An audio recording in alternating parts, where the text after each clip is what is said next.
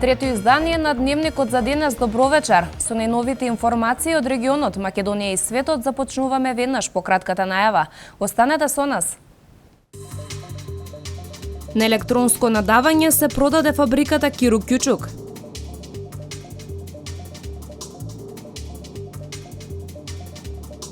Буџетот за наредната година ќе содржи повеќе пари за општините.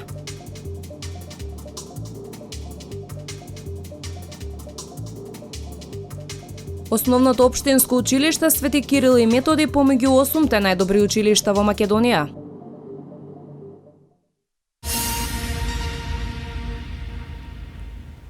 Собранието на доверители на АД Киро Кјучук со 93,6% за ја прифати понудата на скопската фирма Eurobari Company за купување на првиот пакет од АД Киро Кјучук во стечај.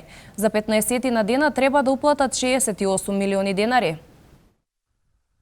Собранието на доверители на Киро Кјучук ја прифати понудата на скопската фирма Eurobari Company за купување на првиот пакет од АД Киро Кјучук во стечај.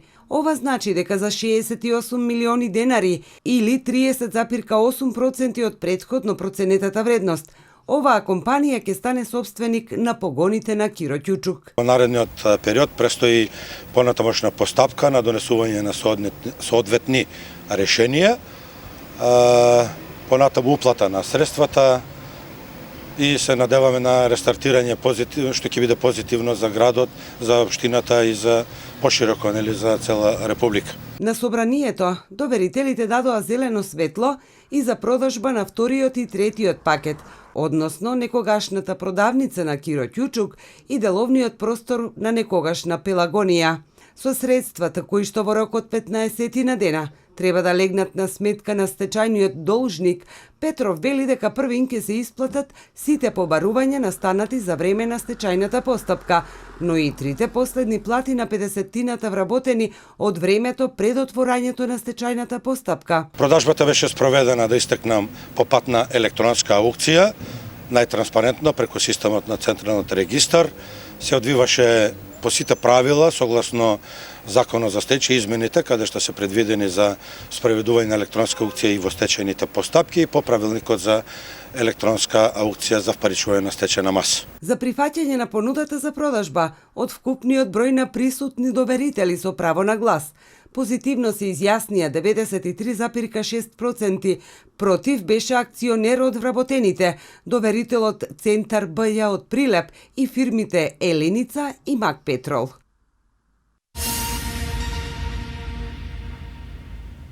Со усвоениот предлог буџет, општините идната година може да очекуваат повисоки суми од државната каса. Зголемувањето на буџетот има за цел поддршка на равномерниот развој на сите региони во земјава, во интерес на локалните самоуправи. Тука и проектот на Светската банка за поддршка на општините, кој за во 2016 година предвидува средства од 560 милиони денари. Општините идната година можат да очекуваат повеќе пари од државната каса. Со усвоениот предлог буџет се предвидува поголем трансфер на средства до единиците за локална самоуправа. Зголемувањето на буџетот за регионален развој за 433 милиони денари во однос на 2015 има за цел поддршка на рамномерниот развој на сите региони во земјава. Обезбедени се доволно средства за рамномерен регионален развој кај Министерството за локална самоуправа и Бирото за регионален развој 303 милиони денари. Во делот на инвестирања во капитални проекти од интерес на локалните самоуправи е и проектот од Светска банка за поддршка на општините, кој што во 2016 предвидува средства во висина од 560 милиони денари. Инфраструктурата на локално ниво ќе се подобрува со изградба и реконструкција на улици, училишта, градинки, спортски сали, канализации и водоводи. Исто така има повеќе средства за изградба на водоводни и канализациони системи. Тука имаме кредитни средства од Европската инвестицијска банка, од КФВ банката и вкупниот износ на средства заедно со кредитните средства се 3 милиарди и 47 милиони денари за оваа намена. Буџетот за идната година вклучува поголеми инвестирања и во изградбата на коридорот 10, рехабилитацијата на железничката инфраструктура, изградбата на социјални станови и реализацијата на проектот за гасификација на Македонија. Како што најави Ставревски, во 2016 одново ќе се зголемат и пензиите и социјалната помош.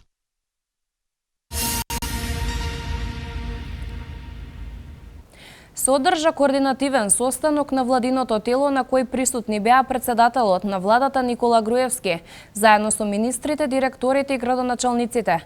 На работната агенда на овој состанок се најдоа разни инфраструктурни проекти, како и проблеми од личен карактер на граѓаните кои тие ги посочија на редовните теренски посети.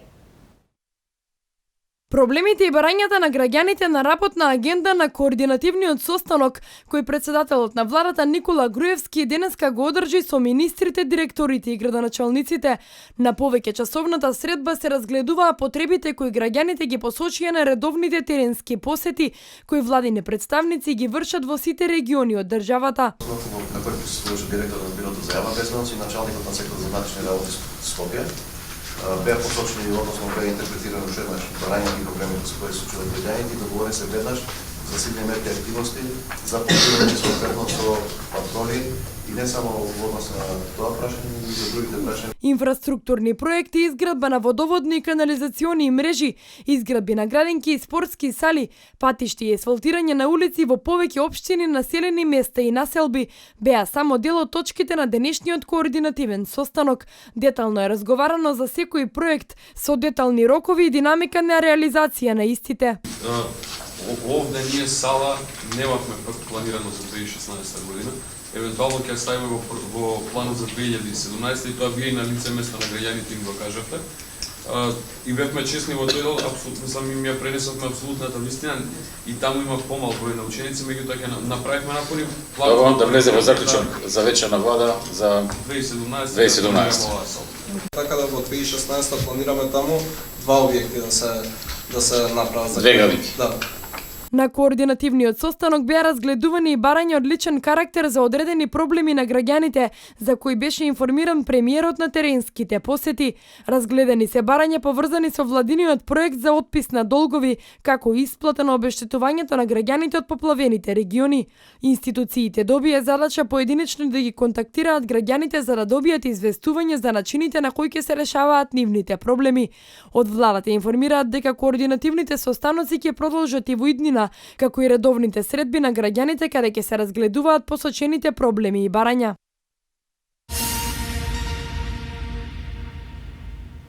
Започната е реконструкцијата на улицата 11 октомври во Демиркапија, чии средства се обезбедени од буџетот на општина Демиркапија. По реконструкцијата на оваа улица ќе се продолжи и со реконструкција и асфалтирање на други улици во градот.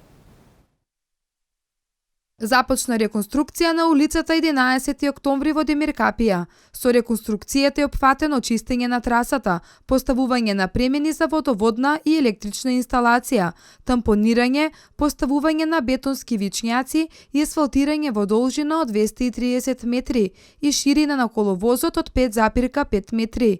Средства обезбедени од буџетот на општина Демиркапија, планирани во годишната програма за изградба, реконструкција, одржување и заштита на локални патишта и улици во општината за 2015 година. По реконструкцијата на оваа улица, општина Демиркапија ќе продолжи со реализација на годишната програма која опфаќа реконструкција и асфалтирање на други улици во градот.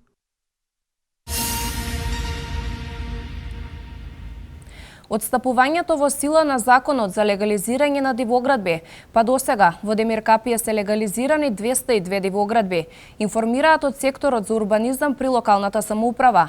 До надлежната служба беа доставени 940 барања за легализација на бесправно изградени објекти. За 690 од нив собствениците немаат доставено геодетски елаборати, појаснуваат од секторот за урбанизам при општината. За решавање чекаат 48 предмети кои се однесуваат на барање за легализирање на дивоизградени објекти. Семејствата корисници на социјална помош од јули наредната година ќе добијат зголемен месечен надомест за заштита од енергетска сиромаштија.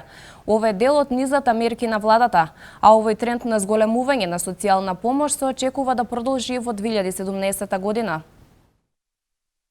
Од јули идната година, семејствата корисници на социјална помош ќе добиваат зголемен месечен надомест за заштита од енергетска сиромаштија, од 800, на доместокот ќе се зголеми на 900 денари на месечно ниво. Проектот за заштита од енергетска сиромаштија започна да се реализира во 2010 година, кога изнесуваше 600 денари, за да во 2012 се зголеми на 700, додека оваа година достигна до 800 денари на месечно ниво. Покрај зголемувањето на социјалната парична помош за 10% во текот на оваа година и предвидените средства за дополнително зголемување на истата во текот на 2016 година за дополнителни 5%, значајно е што обезбедивме над 1,3 милиони евра средства со кои што ќе се зголеми и на доместокот за заштита од енергетска сиромаштија, кој што од следната година од месец јули ќе изнесува 900 денари. Ова е една од низата мерки кои се составен дел на владата, а политичкиот став на истата е овој надоместок да се зголемува и во 2017 година. Целта е обезбедување на соодветно ниво на социјална заштита на најранливите слоеви граѓани.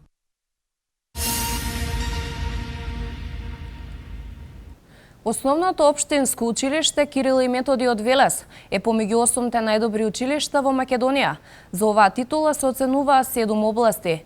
Оваа титула за училиштето значи мотив за понатамошна успешна работа и создавање на квалитетни кадри. Основното општинско училиште Свети Кирил и Методи го доби приметот најдобро училиште. Државниот просветен инспекторат неодамна ова училиште го рангираше високо меѓу 8 најдобри во Македонија. 7 области се оценувани за оваа титула, меѓу кои учењето и наставата, наставните планови и програми, поддршка на учениците, раководење со училиштето и други области. За училиштето оваа титула значи мотив за понатамошна успешна работа и создавање квалитетни кадри кои успешно ги пловат во средношколските води. Понатаму значи дека е голема обврска, ние мораме да продолжиме со огромен континуитет и да докажеме уште повеќе дека можеме, уште позасилено колку тоа нас ќе не одржува во иднина. И се разбира дека пред се нас не значи и носење на голем број на други ученици, како што секаде на запад се цени квалитетот, веруваме дека и кај нас навистина ќе почне да се цени квалитетот и дека нема веќе да им биде многу битно на нашите сограѓани дали се блиску до училиштето, дали се далеко, туку секогаш ќе одбираат и тие да бидат дел од најквалитетните и најдобрите. Основното Свети Кирил и Методи е училиште со традиција. Тие минатата година за прв пат ја добија титулата најдобри. Проектите кои секојдневно ги спроведуваат во соработка со учениците вродуваат со плод. Веднаш направивме и оделенски заедници кои што континуирано ги правиме секоја година со сите ученици, за да видиме дека нив навистина им е битно да се воведува повеќе практична настава, што за жал кај нас ја немаме, да се воведуваат повеќе спортски активности и во тек сме во реализација на тие желби на учениците. Веќе започнуваме со изработка на 4 проекти сами во училиштето. Како силни страни на оценетите училишта се наведуваат зголемена примена на информацијски и комуникацијски технологии во наставата, како резултат на проектот Компјутер за секое дете. Потоа зголем број на ученици кои учествуваат на надпревари, организирани од акредитирани здруженија, а зголемена е и реализацијата на часови по физичко воспитување, што според инспекторите е одраз на изградбата на спортски сили и опремувањето со спортски реквизити.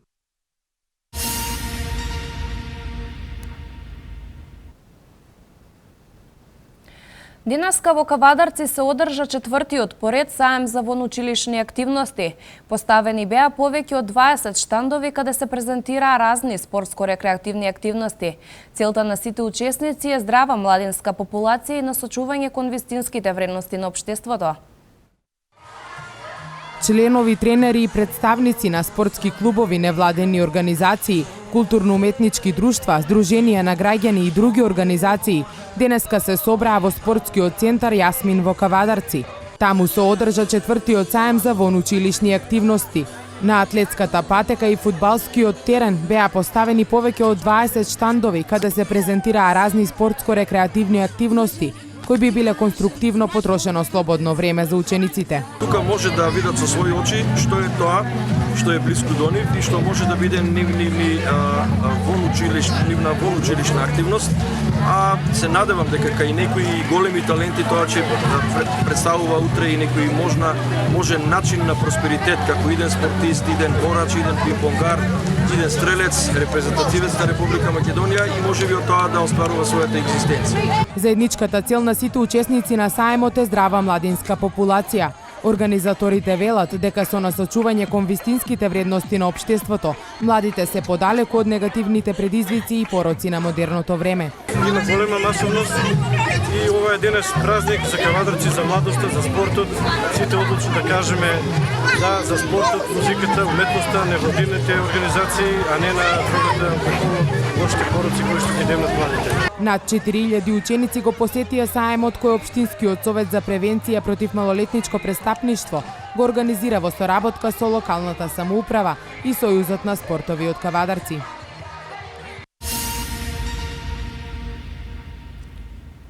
Седмата поред ораторска вечер Петар Попарсов ќе се одржи утре со почеток во 19 часот и 30 минути во Народниот театар Јордан Хаџиконстантин Джинот.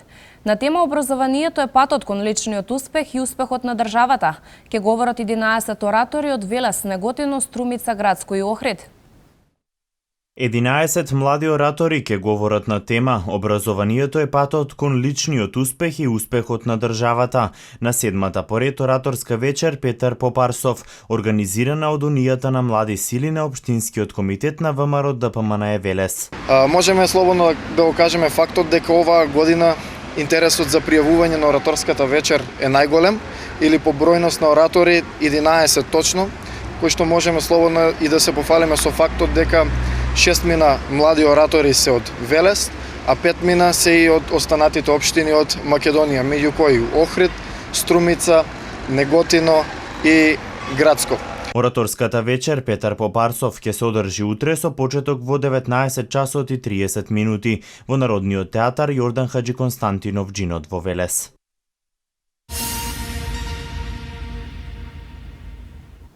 Локалната библиотека Гоце Делче во Велес по 16 пат го организира надпреварот за млади библиотекари, каде учество ќе земат учениците од училиштата во Велес, Градско и Чешка.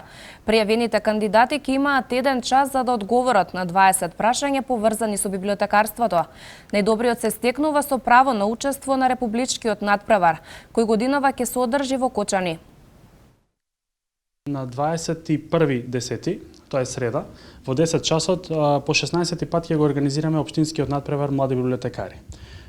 Ги повикуваме сите заинтересирани ученици, сите оние кои што имаат одредени предзнаења и одредени интереси за библиотекарството да се пријават на овој надпревар, нели се разбира преку нивните училишта, и да на некој начин да ги споделат, да ги измерат своите познавања во библиотекарство и на тој начин, ако победат на овој надпревар, ќе се стекнат со право на учество на републичкиот надпревар млади библиотекари, кој што оваа година ќе се одржи на 30 октомври, тоа е петок, во библиотеката Искра во Кочани.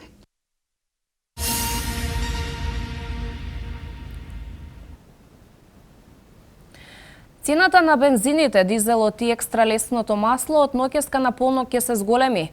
На телефонската линија Ало доктори изминатава недела се јавиле 1143 пациенти. Во продолжение и за останатите вести од Македонија. Од ноќеска на полноќ ќе се зголеми цената на бензините, дизелот и екстра лесното масло, одлучи на денешната седница Регулаторната комисија за енергетика. Литар Евро Супер БС 95 ќе чини 63 денари, Евро Супер БС 98 65 денари. Новата цена на Евро дизелот ќе изнесува 50,50 денари за литар, додека на екстра лесното масло за домакинство 39 денари. Зголемување од 1,795 денари има кај малопродажната цена на мазутот, со што за килограмот тој енергенс ќе се плаќа 21,883 денари. Малопродажната цена на нафтените деривати во просек е зголемена за 2,06%. Оваа одлука за цената на горивата, Регулаторната комисија за енергетика ја донесе врз основа на просечната цена на суровата нафта на светскиот пазар во изминативе 2 недели, како и курсот на денарот во однос на доларот.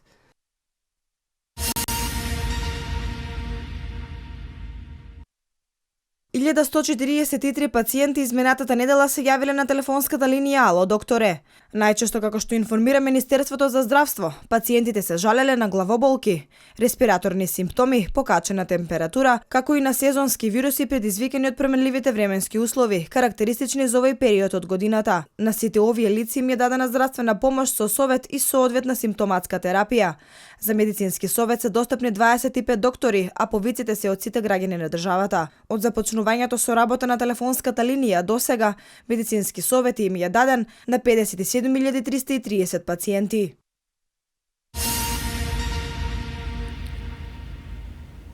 Европската Унија го усвои нацрт законот за укинување на сите европски санкции против Иран. НАТО денеска започнува најголемата воена вежба од 2002. Италијанската воена морнарица пронајде тела на 8 загинати мигранти, а спаси други 113. Ова е свето денеска. Согласно спогодбата за иранската нуклеарна програма од јули, Европската Унија го усвои нацрт законот за укинување на сите европски санкции против Иран, изјави високиот представник на Европската Унија за надворешна политика и безбедност Федерика Могерини. Според соопштението на Могерини, иранскиот министер за надворешни работи Мохамед Джавад Зариф, укинувањето на сите економски и финансиски санкции поврзани со нуклеарниот проблем е важен чекор во имплементирањето на спогодбата, откако Меѓународната агенција за нуклеарна енергија ќе потврди дека Иран ги исполнува условите договорени со нуклеарната спогодба, меѓународниот документ автоматски ќе стапи на сила.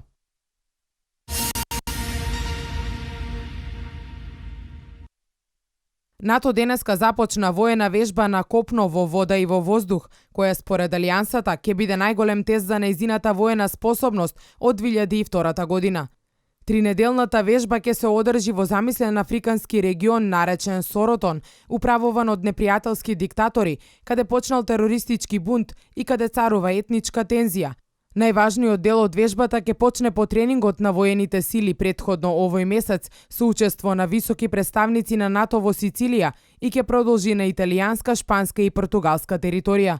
Околу 36.000 војници и цивили, 130 авиони, 16 хеликоптери и 60 бродови и подморници ќе земат учество во вежбата. Во неа учествуваат 30 држави, вклучувајќи ја и Украина и членките на Африканската Унија. Русија е поканета да ја следи вежбата како наблюдувач.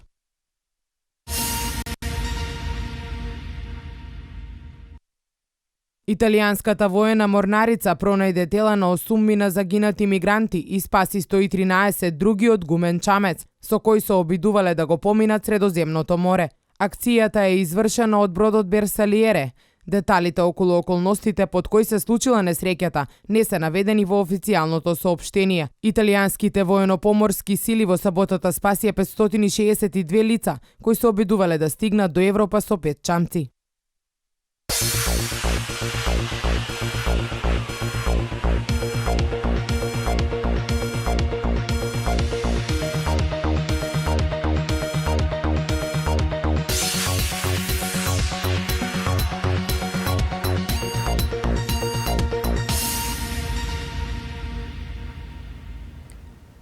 Најдобриот македонски каратист Дејан Недев освои златен медал на светското првенство што се одржа во Словенија. Фудбалерите на Вардар се вратија на лидерската позиција на табелата. Ракометарите на Вардар и Металург поразени во Лигата на шампионите. Домашен спорт. По комплетирањето на 10-тото коло во првата македонска фудбалска лига, екипата на Вардар го искористи киксот на досегашниот лидер и се искачи на првата позиција на табелата. Црвено-црните триумфираа на гостински терен против Шкупи со 3:0, додека Шкендија одигра само 1:1 во надпреварот против Царев двор. На останатите надпревари беа постигнати следните резултати: Силекс Металург 3:1 и Ранова Турново 5:2. На табелата Вардар има 26 поени, еден повеќе од Шкендија.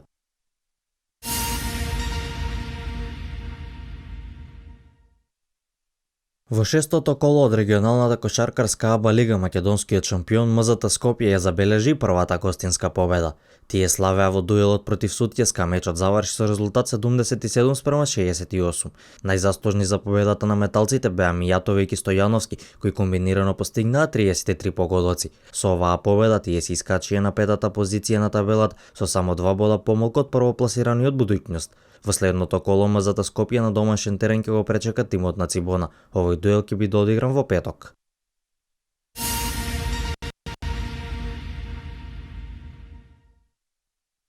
Актуелниот ракометен шампион на Македонија без неколку клучни играчи во составот, пред се голманот Штербик, го доживеа првиот пораз во Лигата на шампионите. Колдин, кој пред дуелот со Вардар немаше ниту еден поен и оствари првата победа во новата сезона. Крајниот резултат на мечот беше 33-31. Најефикасен играч на мечот беше Ласе Андерсен, кој постигна 10 голови. На табелата во групата Б, Вардар има 8 бодови, еден повеќе од второпласираната Барселона. Металург пак го доживеа вториот пораз во серија. Тие во надпреварот со Баја Маре беа поразени со 21-20. За разлика од последниот надпревар кога премија гол во последните секунди од мечот, овој пат имаа прилика да се изборат за нерешен резултат, но Мраковчич испушти топката, а со тоа пропадна и шансата за избегнување на поразот. Бекот на Металург Јанко Божевик со 8 постигнати погодоци се задржа на првата позиција на листата на стрелци во Лигата на шампионите. По 5 одиграни надпревари тој има постигнато вкупно 43 голови. Во групата Д првопласиран е тимот на Скерн со 8 поени, додека Металург е трети со 4.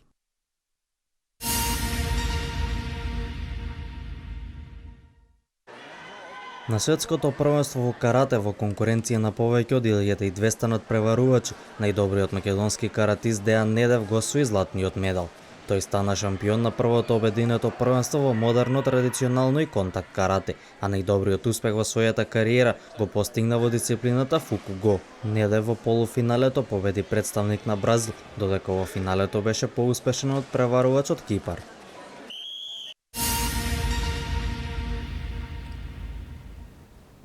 Одбојкарите на Франција ја освоија титулата на Европското првенство. Екипата на Будукино со победа ја започна одбраната на титулата во ракометната лига на шампиони за жени. Во продолжение за останатите вести од меѓународен спорт. Репрезентацијата на Франција е новиот одбојкарски шампион откако во финалето во Софија ја совладаа Словенија со 3:0 во сетови. Ова за триколорите е прва титула европски шампион, откако претходно има освоено 4 сребрени медали и 2 бронзени медали. Словенија исто така направи историски резултат, бидејќи ова е прво сребро за нив во одбојката. Признанието MVP, најкорисен играч на шампионатот, го доби Антонин Рузие од Франција.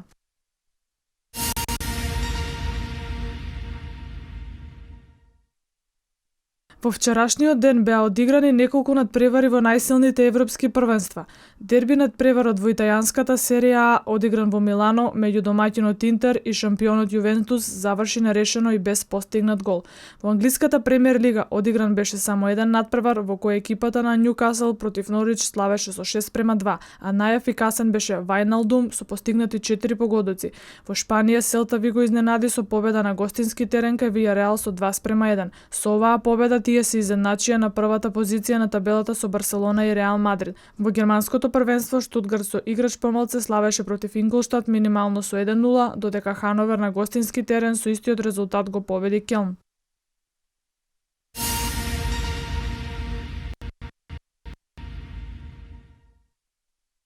Со одигрувањето на последниот надпревар помеѓу Будучност и Савехов беше комплетирано првото коло од новата сезона во Лигата на шампионите во женска конкуренција.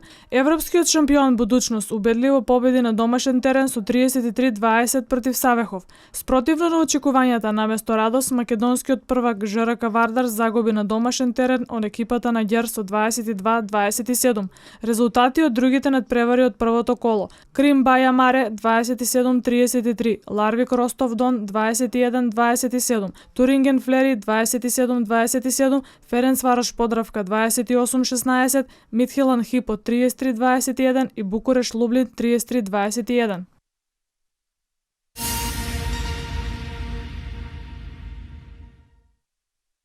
Најдобрата македонска фудбалерка Наташа Андонова продолжува да ги полни мрежите на противничките тимови.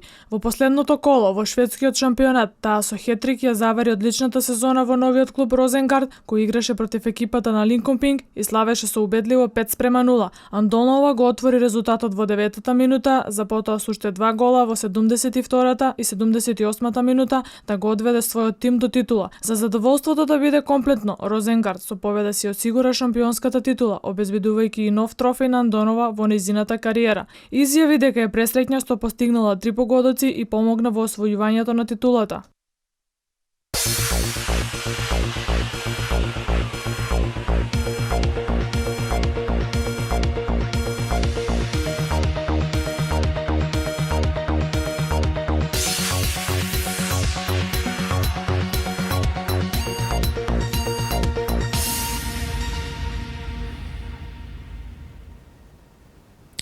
Во првиот ден од новата работна недела имавме променливо облачно време со сончеви периоди.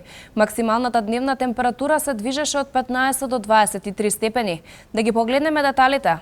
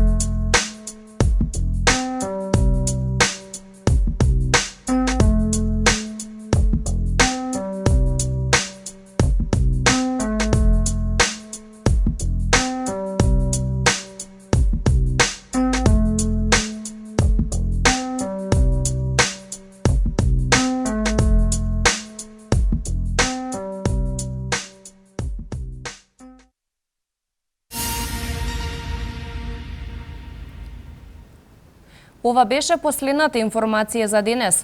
Јас ви посакувам пријатна вечер со програмата на К1.